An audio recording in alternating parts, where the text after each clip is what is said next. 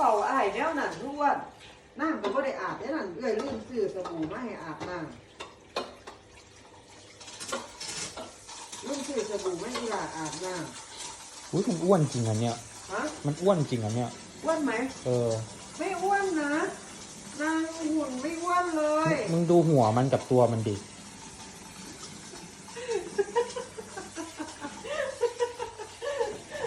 มันเหมือนกอลัมน์ไหม มันไม่เหมือนกอลัมน์เลยนางหุ่นดีอย่าว่าอ้วนเด้อ่ะมันก็กินเข่าเด้เพราะว่าอีหลานจอยอีหลาน